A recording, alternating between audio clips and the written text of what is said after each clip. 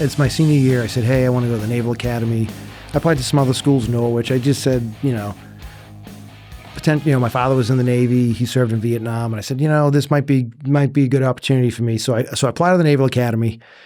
I was maybe a B+ student, well-rounded, played football and sports. But when you go to Latin school, it's a tough curriculum. And I was proud to be a B+ student and get out of there. I was in the top 10% of the middle half, the bottom half of the class. So I was like, and a lot of my classmates, MIT and Harvard and all that stuff. And I'm going, I'm going to go to the Naval Academy. So I get, Joe Moakley was the center at the time. I write him a long letter. I get the nomination. I was like, wow, it was his 1A pick too, because they give you this, they send you where you rank kind of thing.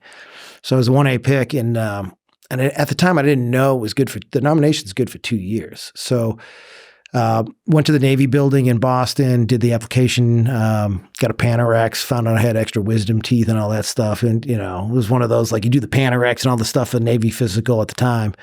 And I was like, oh, that's interesting. So I do all that, pass all the medical stuff, but I got waitlisted. They kind of said, maybe not this year. And I had the option to go to that Naval Academy prep school NAPS. And NAPS. And, but my blue and gold officer reached out to me that was helping me through the retired Navy captain. And he goes, well, if you don't want to do the Naval Academy prep school, there's this school called Massachusetts Maritime Academy, Mass Maritime, and it might be a good fit for you. If you go there, get above a 3.0 in your freshman year, you can reapply your nominations good for that second year, and you'll probably get in. I said, all right.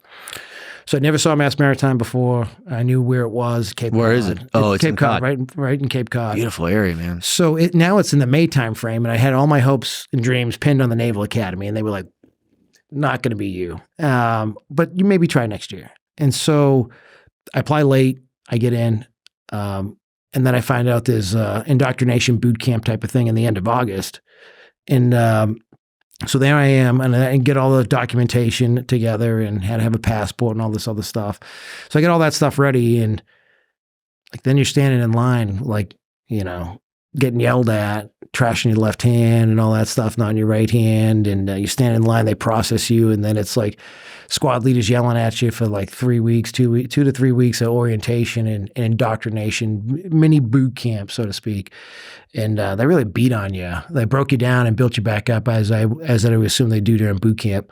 And it was a whole lot of fun. And so your freshman year, you have a lot of different evolutions, but the two main majors are marine engineering, which is engineers in the engine room running the plant, or marine transportation, which are deck officers and drive the boat, so to speak, navigation and cargo ops. And so I picked marine engineering. I was always a tinkerer. But your freshman year, you kind of do a joint curriculum. Just, a lot of intro to marine trans and a lot of intro classes in seamanship. And so, but they went on sea term, like January 3rd through, I think, second week of March, you go out to sea. Because to get your Coast Guard license at the end of 4 years, you need at least 250 days of sea time. So you have a mini semester at sea where you take the school ship out, and we had like a 560-foot steamship sitting there at the campus, and you do all your maintenance on the ship, you do some of your classes on the ship, and then you go out to sea for 2.5 months during the winter.